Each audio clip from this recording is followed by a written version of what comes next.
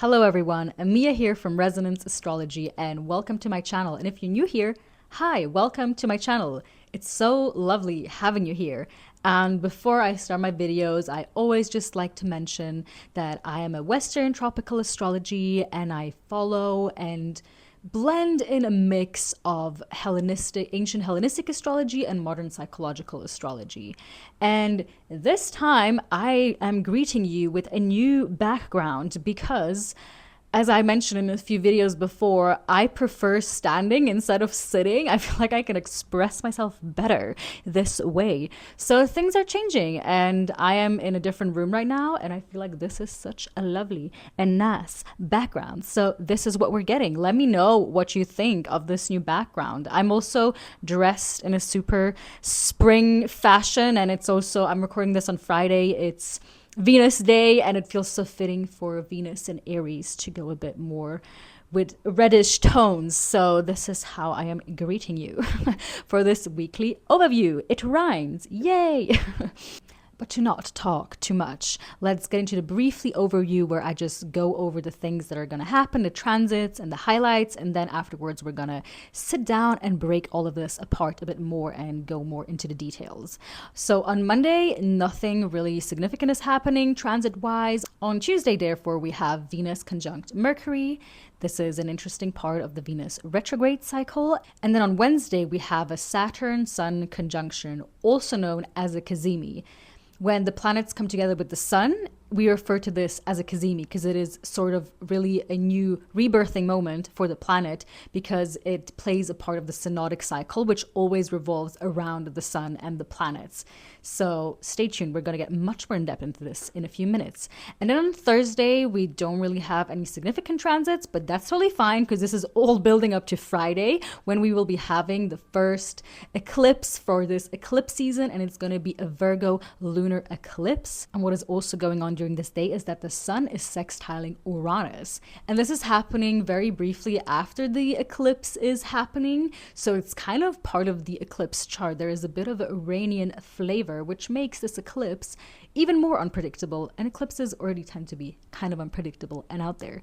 They are like new and full moons, but on steroids. So they're extra potent, but yeah, we're going to get back to this in a minute. And then on Saturday, to top this off, we have Mercury going retrograde in the sign of Aries. Oh my gosh. So, the Virgo eclipse ruled by Mercury.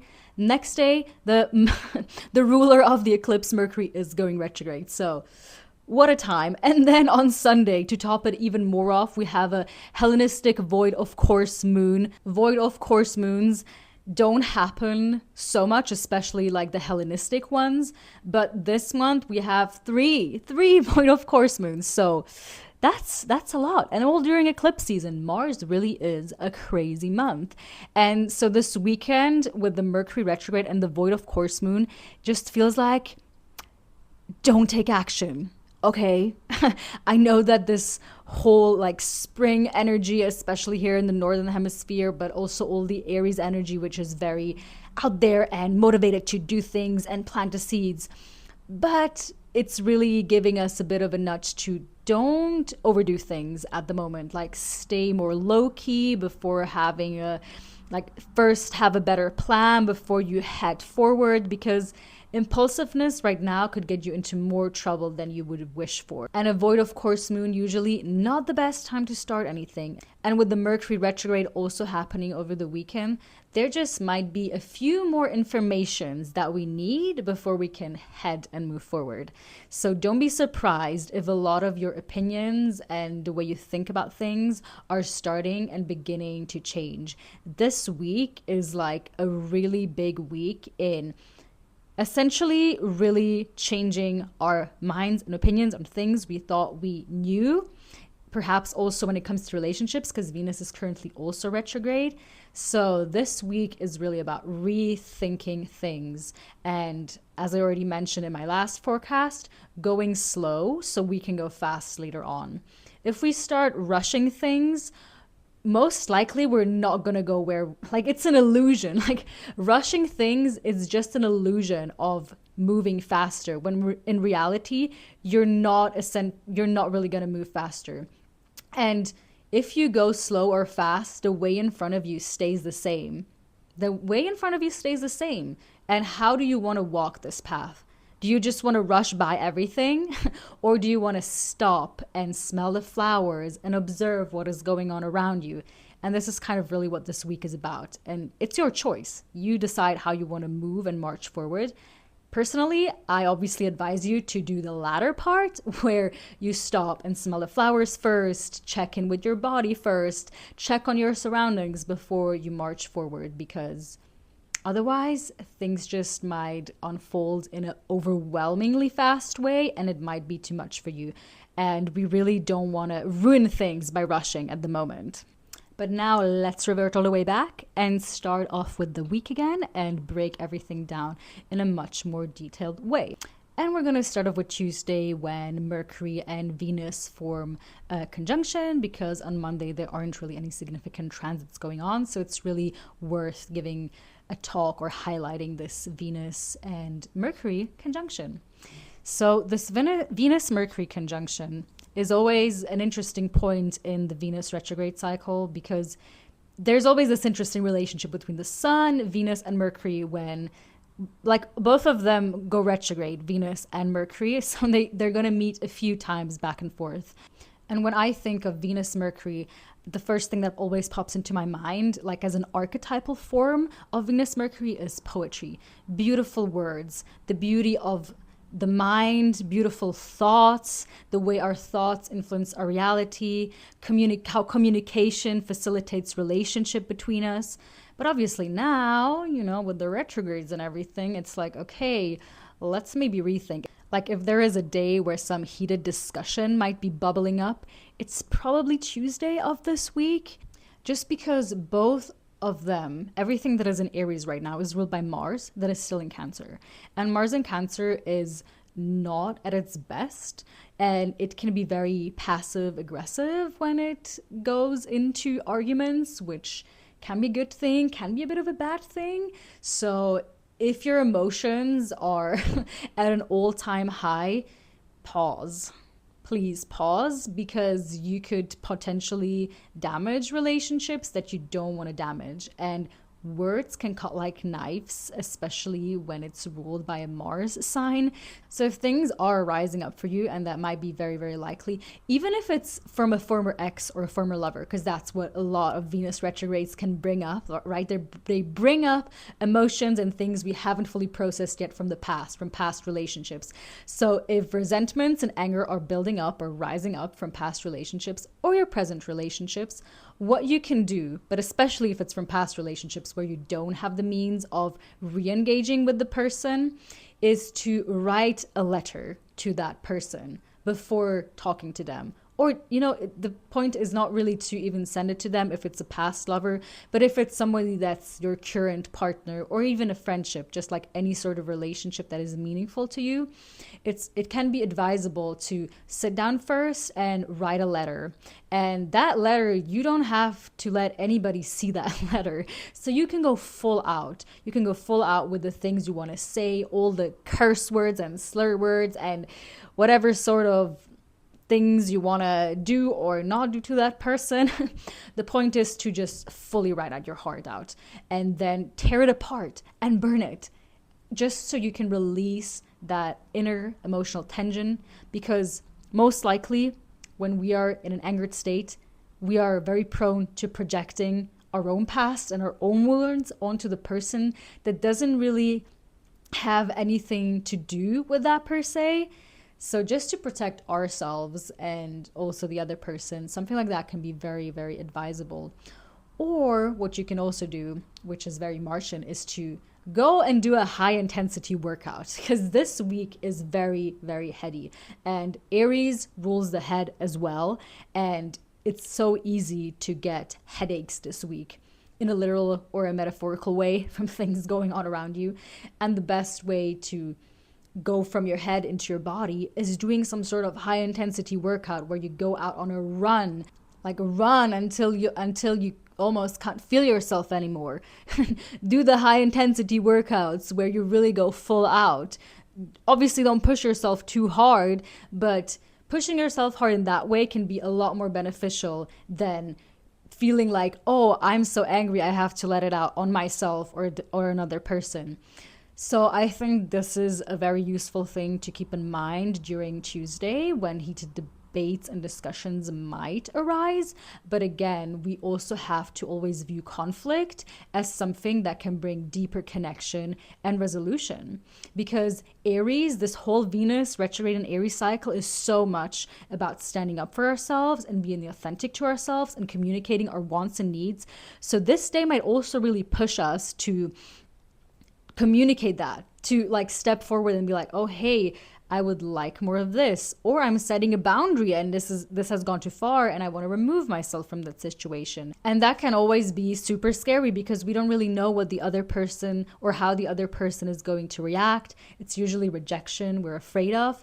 But I always like to remind people during this Venus retrograde and Aries cycle, the worst thing that can happen is not you losing the other person, it's you losing yourself. The worst thing that can happen is you losing yourself. And if you are losing people because you are standing up for yourself and being more authentic and speaking your truth, that's a good loss.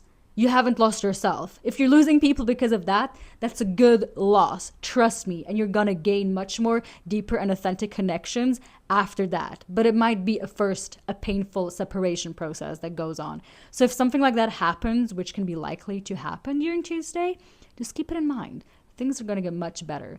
As soon as you start being more authentic, you immediately invite more authentic people into your life as well. And then we can move on to Wednesday, which is when the Saturn-Sun Cazimi is happening, or the Saturn-Sun conjunction. Now, this is an interesting moment because this is the last Saturn-Sun Cazimi we're getting in the sign of Pisces. We had one last year in the sign of Pisces, which was around the end of February. So maybe look at what was going on around end of February if you want to track back. And the next Saturn-Sun conjunction that is going to happen is already going to be in the sign of Aries next year. And Saturn and Sun in Aries is a much more interesting combination because of the dignities that are at play, because Saturn is in its fall in Aries, but then the Sun is in its exaltation in Aries. So the tension between Sun and Saturn is going to be much larger when it's in the sign of Aries. But now, still in the sign of Pisces, both Saturn and Sun don't have any specific dignity. That means they aren't doing specifically well, nor are they doing specifically good in the sign of Pisces. But we always have to keep in mind the ruler of this. And the ruler of Pisces is Jupiter. And where is Jupiter currently located? In the sign of Gemini. And I think the medicine here, once again, is if things get too serious, because they really can with Sun and Saturn, things can easily get too serious, is to invite this jester energy of Gemini, which is naturally curious and lighthearted and likes to make fun of things. Laughter is the best medicine when things get too serious, to get yourself out of the rut. In an ideal way, Sun, Saturn together, the Cazimi, can really lead to us looking back, reflecting like, oh, how far we've come, because the Sun has a lot to do with our life path and where we're heading, and Saturn has to do with longevity. So we might really look back at February 2024 and see what was going on in our life and how things have improved, and probably look back on the work and time we invested into building and creating things. Sun-Saturn transits can also be amazing to reevaluate our authenticity, which I think, again, is just amplified with this whole Venus retrograde and Aries cycle. But it can also, because Sun-Saturn has a lot to do with father figures, and it doesn't have to be your literal father. It can just be somebody in your life that is some sort of like a father figure to you.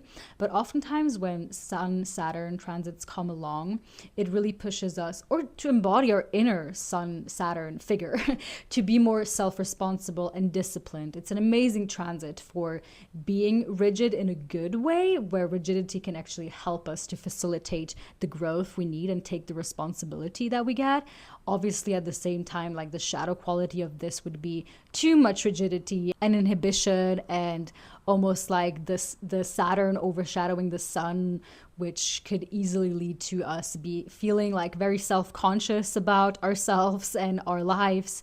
It can have a bit of a melancholic undertone, so to say. But this is also why I'm really inviting you to, if there is a sort of melancholic undertone this week going on for you, invite in the Gemini gesture energy and try to incorporate play into how you're dealing with things.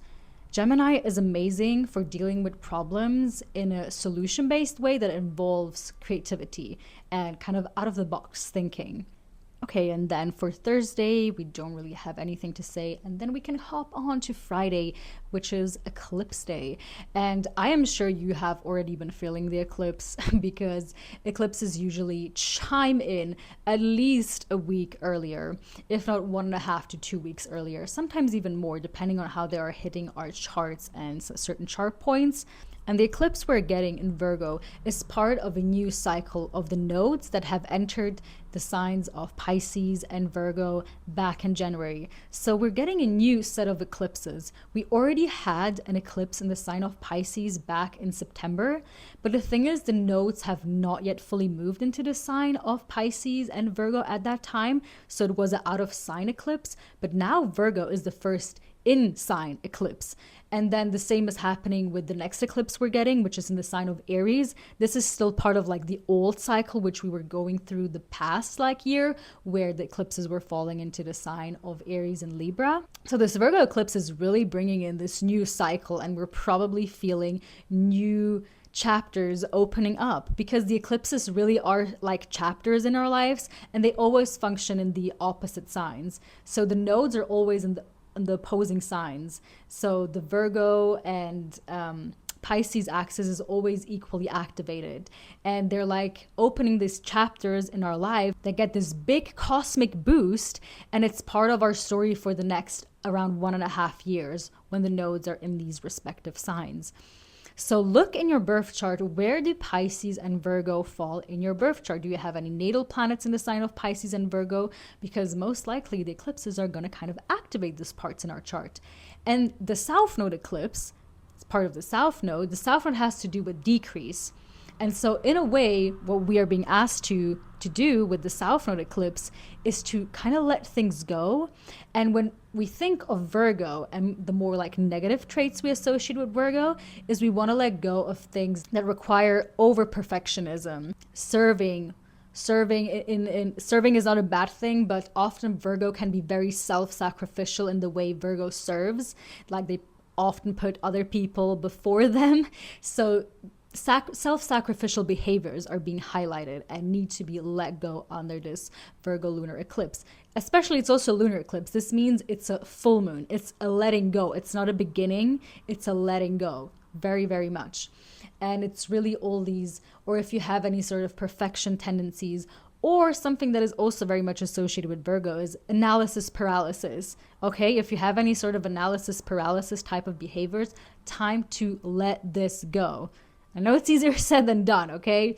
Analysis paralysis, I'm very prone to analysis paralysis. I know it's not something you can just snap out of it, but we can start to find new ways and new coping mechanisms to deal with that, because we have to embody, or we are being asked to embody, much more of the Piscean traits, which are much more about going with the flow, being in tune with your body, trusting much more than analyzing. And yet still there are obviously qualities of Virgo that are good, and analysis can be amazingly well if done in the right barometer, where it's useful for us, where preparation is useful for us. And this is kind of what we're heading into the weekend on Saturday and Sunday, which is with Mercury stationing retrograde and the void of course moon, which is not a time to really do things, is much more a time to prepare and pack things well. If you think about going on holidays, maybe you actually even are going on holidays right now. I know a lot of people are going on holidays right now, but part of going on holidays, a big part, is preparing and packing well. And I know there's some of you out there, and like, don't get me wrong, I kind of belong to this category too, that just like pack their bags 30 minutes before they need to leave to the airport. That's kind of the chaotic Aries energy, which we want to stray away from right now. We want to pack things well, especially with the Mercury retrograde. If you are traveling during the Mercury retrograde right now, make sure to double check your dates. Make sure to triple check your reservations in the hotels you're staying at. Make sure to leave at least an hour earlier than you would usually, just to make sure that you don't run into any trouble. I mean, it's kind of inevitable that you're going to run into some traveling trouble and things might get canceled, but still you can show up the best as you can by following these rules and just making sure to double, triple check things. And the best medicine, again, with Mercury is always to just laugh. I have found this for myself. Every time there is a Mercury retrograde, if I'm playing the game along with Mercury, I'm having a lot more fun. You know, the thing is, Mercury likes to play games with us.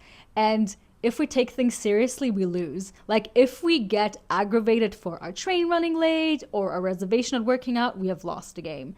But if we embrace this spontaneity, this new adventure of like, okay, well, they canceled my reservation at this restaurant, so let me find another restaurant. And who knows, maybe you land in a much better restaurant, you have a much better meal experience than you would have had if you were to go to the original restaurant. And that's kind of the wisdom of Mercury retrograde. And actually also one of the reasons I really love Mercury retrogrades, they can be amazing periods to rearrange and reassess our thinking. I think a lot of people just have a hard time reflecting and sitting down, which is why Mercury retrograde gets such a bad rep. But really, like, besides the shenanigans, which I fully get can be a bit of annoying sometimes, but hey, that's just life. We need that, okay? We need the Mercury retrogrades. But really, if you are more spontaneous, Mercury retrogrades can be a very good time to find new exciting places or do things that you otherwise wouldn't have done. And with all these crazy transits being thrown at us this March, I think one thing we just have to remember is that we are not here to outsmart the stars and the gods. We are lived by powers we pretend to understand, and we gotta keep it humble, okay?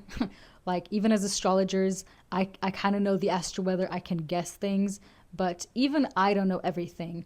And every time I stay curious about the transits and just keep my eyes open to see how are they going to show up in my life, instead of being like, oh, this is exactly how it's going to show up in my life. Oh, I know exactly that Saturn Cazimi is going to show up like that in my life. Like, I don't know at the end of the day. I just kind of know the archetypal lenses, and then I keep my eyes peeled open to see, how is this going to show up in my life? And then the day comes, and then the transits come, and things are going on in my life. You know, I'm living my life. I'm not sitting around waiting for the transit to hit. I'm living my life. And then all of a sudden, I don't know, I have a random moment, and I'm just like, oh, this is Sun Saturn. This is how it's showing up in my life. And then it's like, oh, okay. So this is how this is going. This is how this transit is manifesting in my life. And this is how living a life with the planets gets much more enriching, gets much more interesting. Why I love astrology so much. This is literally the reason why I do astrology, is because the planets are so interesting to me. Having a relationship with them is so interesting for me. And I love living my life with the planets. It's so much more enriching. So I guess this is kind of how we can end this here. Or maybe, I mean, I'm not sure how much more I have to say about the void of course moon. It's just, void of course moons are not days to start things. So on Sunday, if you're launching your business or something, just don't do that on Sunday. It's not a good date to launch your business or do anything where you kind of are planting seeds. If you're here in the Northern Hemisphere, don't plant your seedlings during that day, because it might yield a very weak harvest. And I think also kind of important to keep in mind, because as I already mentioned before, Aries energy can be very go-getter and I gotta do it now, I gotta do it immediately. So it's really us that has to constantly be like, no, let's take a break, let's take a pause, let's do some breathing exercises before we continue. And yeah, I think this is how we can end this week. A lot to unpack this week, a lot going on this week, and I seriously wish everyone to handle this week in the best way possible. It's exciting. We're heading into a new territory, and who kind of knows what is awaiting us, especially with Neptune entering into the sign of Aries by the end of the month. It's like getting a whole new world open map. So, but we're gonna get there. We're still now just at the beginning of March, and we're gonna leave it at that. And if you enjoyed this video, if you've learned anything new, I super appreciate you leaving a thumbs up. It means more than you know. Seriously. leaving a comment means also more than you know. So leave any comments if you have any questions or you just want to share your experience, how this eclipse season has been going for you so far, what you're concerned about. Let me know. And say hi on socials. I have all my socials linked down below. I post a lot on Instagram as well. A lot of things you're missing out if you're only following me on YouTube. So make sure to give me a follow there as well. I'm also active on Reddit, which is linked down below, and I'm also currently working on releasing the 10th house episode, so this is gonna be exciting. We're almost through the house series, and there's a lot of fun series I have in mind to do next. But yeah, this is kind of the updates I have for you guys. I'm officially 2 weeks post my surgery. As you can see, I look and feel a lot better, and the recovery process has been going extremely well, and I plan to do a whole video of my experience with the surgery process going on during the Mars retrograde period. So stay tuned for that as well, even though that's probably only going to come in April when the